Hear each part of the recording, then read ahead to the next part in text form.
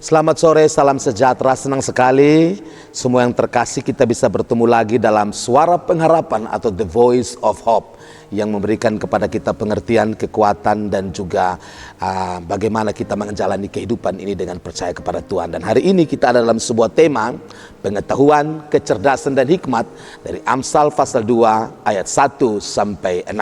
Saya bacakan untuk kita refleksikan bersama-sama. Hai anakku, jikalau engkau menerima perkataanku dan menyimpan perintahku di dalam hatimu, sehingga telingamu memperhatikan hikmat dan engkau mencenderungkan hatimu kepada kepandaian, ya, jikalau engkau berseru kepada pengertian dan menunjukkan suaramu kepada kepandaian, jikalau engkau mencarinya seperti mencari perak dan mengejarnya seperti mengejar harta terpendam, maka engkau akan memperoleh pengertian tentang takut akan Tuhan dan mendapat pengenalan akan Allah, karena Tuhanlah yang memberikan hikmat dan dari mulutnya datang pengetahuan dan kepandaian. Saudara yang terkasih yang luar biasa, dihargai dan dicintai Tuhan, dalam The Voice of Hope bicara soal pengetahuan, kecerdasan dan hikmat. Penulis Amsal adalah seorang yang memiliki latar belakang yang kita tahu, dikenal sebagai anak dari Daud, yaitu Salomo. Dalam sebuah intimasi dengan Tuhan, keintiman dengan Tuhan, dia diberikan kepercayaan atau diberikan kesempatan untuk meminta sesuatu yang paling berharga dari Tuhan di dalam hidupnya.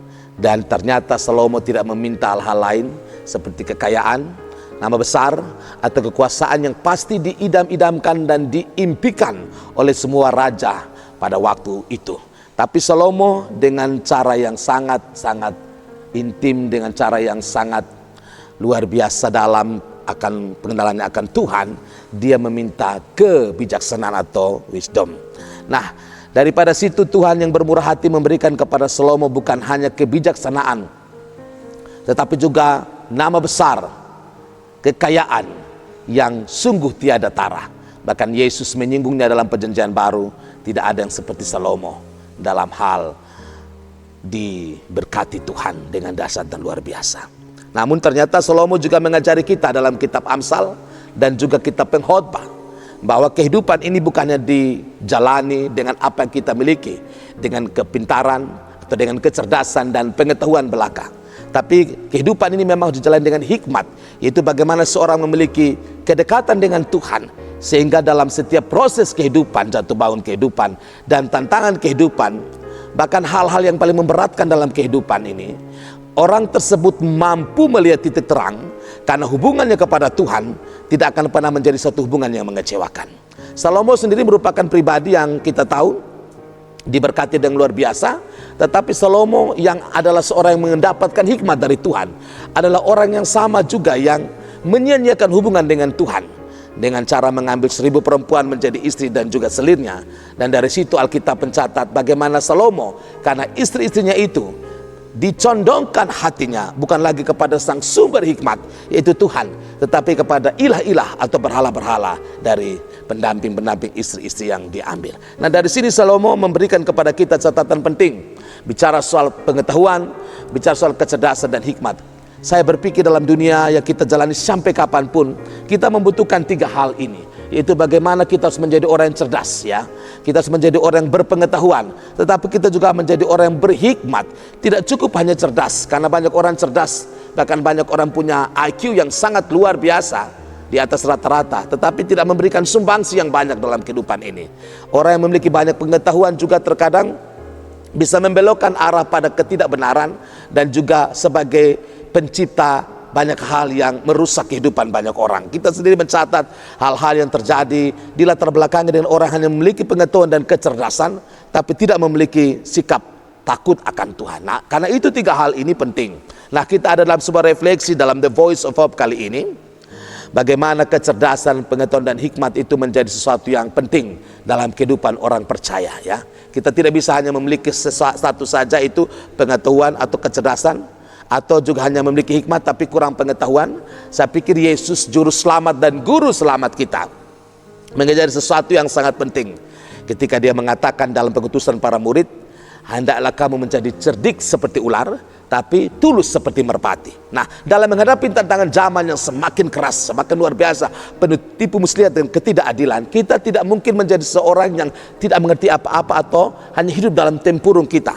Benar-benar sebagai gambaran Allah, Kristus mengatakan pergunakan kecerdasan dengan baik. Bahkan Matius 22 ayat 37 sampai dengan 40 mengatakan kasihilah Tuhan Allahmu dengan segenap hati, jiwa dan juga akal budimu. Artinya bahwa segala hal yang kita miliki harus kita kembangkan demi kemuliaan Tuhan. Nah, kembali kepada catatan kitab Amsal pasal 2 ayat 1 sampai 6. Bicara soal kecerdasan, hikmat dan pengetahuan. Saya mengambil hal-hal penting untuk kita refleksikan dalam The Voice of Hope kali ini. Yang pertama, penulis Amsal mengatakan anakku, artinya dia memanggil kita semua pembaca firman Tuhan dan juga yang merenungkan firman Tuhan sebagai orang yang dikasihi. Sebutan anakku, yang pertama untuk menjadi orang yang punya pengetahuan, hikmat dan kecerdasan, kita harus menerima perkataan dan menyimpan perintah Tuhan di dalam hati. Ya, ini satu dasar yang baik. Sebagaimana dalam perumpamaan penabur dalam catatan Perjanjian Baru, ketika benih itu jatuh, kadang dia mau bertumbuh tapi ada semak belukar di tanah yang berbatu-batu, dan kondisi-kondisi seperti ini membuat benih firman Tuhan itu tidak mungkin bertumbuh dengan baik. Kalau kita hubungkan dalam hubungan relationship dengan Tuhan, kehidupan kita, hubungan kita dengan Tuhan menjadi kurang bagus, kita kurang menjadi orang berhikmat, karena banyak hal yang mengkerdilkan kehidupan kita, banyak hal yang menekan kita. Dan karena apa? Karena firman Tuhan itu tidak pernah kita terima dengan baik dan tidak pernah kita simpan di dalam hati. Tidak pernah kita renungkan itu. Hampir semua tokoh Alkitab mencatat orang-orang yang belajar bergantung pada firman Tuhan, sekalipun dalam kondisi-kondisi gelap kehidupan, iman mereka menjadikan mereka para pemenang. Tokoh-tokoh kaliber raksasa-raksasa iman yang disebut oleh Max Lucado sebagai orang-orang yang bergantung kepada Tuhan dan orang-orang yang mendapatkan penyertaan luar biasa adalah orang-orang yang tidak pernah menggampangkan firman Tuhan dalam kehidupan mereka. Sebagaimana ayat 1 mengatakan mereka menerima perkataan yang hebat. Kalau kita hubungkan dengan firman Tuhan, lalu mereka menyimpan itu semua di dalam hati. Mereka meditate, merenungkan itu siang dan malam. Dan karena itu Kristus katakan, maka kita akan melihat buah-buah. Akar pohon itu baik, buah-buah juga baik. Itu poin yang pertama. Yang kedua, telingamu memperhatikan hikmat dan engkau mencenderungkan hatimu kepada kepandaian. Tergantung you are what you hear. Kamu adalah apa yang kamu dengar. Yang kita dengar saat ini banyak hal, dibombardir dengan berbagai informasi, baik yang benar maupun hoax. Tergantung kita. Telinga kita akan memberikan sesuatu yang benar jikalau kita juga menaruh perhatian pada apa yang benar. Karena itu, telingamu harus memperhatikan hikmat, bukan hal-hal yang hanya mengacau balaukan pikiran, hal-hal yang mengkerdilkan, yang membawa kita dalam hilang harapan atau hopeless dan menjadi orang yang hidup dalam kepahitan. Ingat, kita perlu mendengar apa yang baik, hikmat, karena banyak hal tiap hari kita dengar, dan kalau kita tidak punya filter yang baik, hati kita tidak cenderung kepada kepandaian atau kepada yang benar dari Tuhan. Kita tahu bahwa kita sulit untuk menentukan mana yang baik dan benar, dan kita seperti terjebak bukan hanya dalam keramaian dan pendapat banyak orang, tapi terjebak dalam diri sendiri yang tidak memiliki prinsip. Yang berikut, saudara, dalam Voice of Hope, untuk bicara soal kecerdasan, pengetahuan dan hikmat. Yang berikut, ayat ketiga, jikalau engkau berseru kepada pengertian dan menunjukkan suaramu kepada kepandaian. Harus ada usaha berseru. Kalau saya hubungkan dengan satu cerita yang hebat dalam Perjanjian Baru tentang orang buta yang disembuhkan Kristus. Dia berseru di tengah keramaian. Bartimeus juga berseru di tengah keramaian. Berseru artinya walaupun orang-orang suruh kamu diam, tapi dia bilang saya tahu guru ada lewat. Dan seruan dia itu membawa miracle, mujizat dalam kehidupannya. Nah, dari sini kita tidak sekedar duduk lalu bersantai-santai dan berharap untuk mendapat pengertian, untuk mendapat hikmat bagaimana kita menjalani hidup ini.